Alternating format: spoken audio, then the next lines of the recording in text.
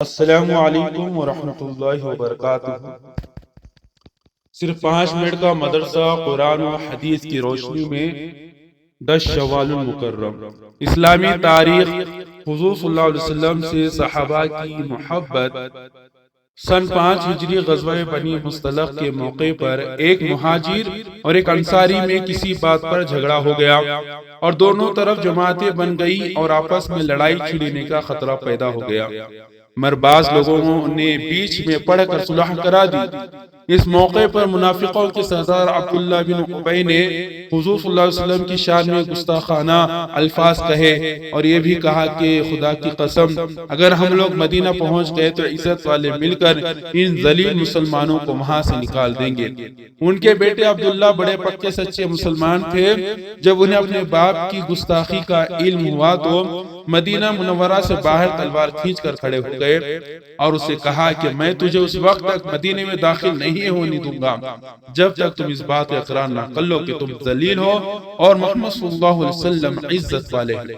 حضور صلی اللہ علیہ وسلم کی محبت میں اپنے بیٹے کی اس جرات کو دیکھ کر اسے بڑا تعجب ہوا۔ بالآخر مجبور ہو کر اسے اقرار کرنا پڑا کہ میں ذلیل ہوں اور محمد صلی اللہ علیہ وسلم عزت والے ہیں۔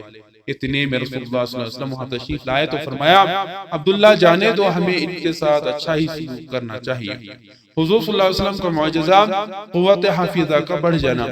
عثمان بن ابی العاص رضی اللہ تعالیٰ عنہ فرماتے ہیں کہ میں نے رسول اللہ صلی اللہ علیہ وسلم سے قرآن یاد نہ ہونے کی شکایت کی تو آپ صلی اللہ علیہ وسلم نے فرمایا یہ خنزب نامی شیطان کا کام ہے، اور پھر فرمایا قریب آؤ۔ میں آپ صلی اللہ علیہ وسلم کے قریب آ گیا، پھر حضور صلی اللہ علیہ وسلم میرے سینے پر ہاتھ مبارک رکھا جس سے مجھے ٹھنڈک بھی محسوس ہوئی، اور فرمایا شیطان عثمان کے سینے سے نکل جا۔ حضرت عثمان رضی اللہ تعالیٰ عنہ فرماتے ہیں اس واقعے کے بعد میں جو بھی چیز سنتا ہوں مجھے یاد ہو جاتی۔ ایک فرض کے بارے میں وضو میں چمڑے کے موزے پر مسح کرنا۔ حضرت علی رضی اللہ تعالیٰ عنہ فرماتے ہیں میں نے حضور صلی اللہ علیہ وسلم کو موزے کے اوپر کے حصے پر مسح کرتے دیکھا۔ پیدا جب کسی نے باوضو چمڑے کا موزہ پہنا ہو پھر وضو ٹوٹ جائے تو وضو کرتے وقت ان موزوں کے اوپر مسح کرنا ضروری ہے۔ مسافر کے لیے 3 دن 3 رات اور مقیم کے لیے 1 دن 1 رات جائز ہے۔ ایک سنت کے بارے میں پریشانی دور کرنے کی دعا، رسول اللہ صلی اللہ علیہ وسلم نے فرمایا جب تمہیں غم و پریشانی ہو تو یہ دعا پڑھ لیا کرو، حسبنا اللہ ونعم الوکیل، ترجمہ اے اللہ تعالی میرے لیے کافی ہے اور وہی بہترین کام بنانے والے ہیں۔ ایک اہم عمل کی فضیلت خوش دلی سے ملاقات کرنا۔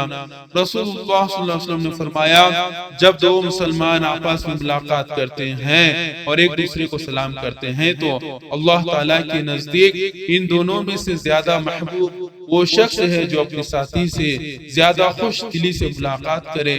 جب وہ دونوں مصافحہ کرتے ہیں تو اللہ تعالیٰ ان پر 100 رحمت نازل فرماتا ہے، ان میں سے 90 رحمت مصافحہ میں پہل کرنے والے پر اور 10 رحمت مصافحہ کرنے والے دوسرے آدمی پر نازل ہوتا ہے۔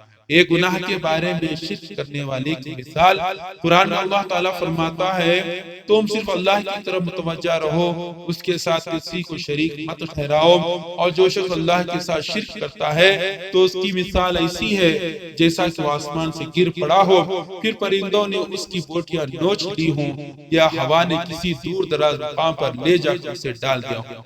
دنیا کے بارے میں دنیاوی زندگی دھوکا ہے۔ قرآن میں اللہ تعالیٰ فرماتا ہے دنیاوی زندگی تو کچھ بھی نہیں صرف دھوکے کا سودا ہے۔ جس طرح مال کے ظاہر کو دیکھ کر خریدار پھنس جاتا ہے اسی طرح دنیا کی چمک دمک سے دھوکا کھا کر آخرت سے غافل ہو جاتا ہے۔ اسی لیے انسانوں کو دنیا کی چمک دمک سے ہوشیار رہنا چاہیے۔ آخرت کے بارے میں قیامت کس دن قائم ہوگی؟ رسول اللہ صلی اللہ علیہ وسلم نے فرمایا تمہارے دنوں میں افضل دن جمعہ کا دن ہے، اسی روز حضرت آدم علیہ السلام کو پیدا کیا گیا، اسی روز ان کا انتقال ہوا، اسی روز پھونکا جائے جائے گا اور اسی دن قیامت ہوگی۔ طب نبوی سے علاج، ہر مرض کا علاج۔ رسول اللہ صلی اللہ علیہ وسلم نے فرمایا تم میں سے کوئی شخص بیمار ہو جائے یا کسی بھائی کو تکلیف ہو تو یہ دعا پڑھے، ربنا اللہ الذی فی السماء تقدس اسمک امرک فی السماء والارض کما رحمتک فی السماء فاجعل رحمتک فی الارض اغفر لنا حوبنا وخطایانا انت رب الطیبین انزل رحمتا من رحمتک وشفاء من شفائک علی ھذا الوجع۔ فائدہ: اس دعا کو مریض پڑھتا رہے یا اور کوئی پڑھ کر اس پر دم کرے۔ نبی صلی اللہ علیہ وسلم کی نصیحت۔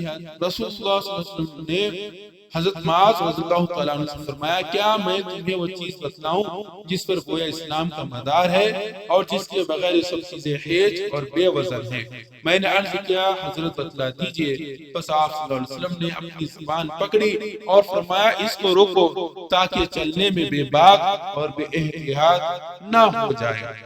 اللہ تعالیٰ سے دعا ہے کہ اللہ تعالیٰ ہمیں ان باتوں پر عمل کرنے والا بنائے اور ان باتوں کو یاد رکھنے والا بنائے۔ السلام علیکم ورحمۃ اللہ وبرکاتہ۔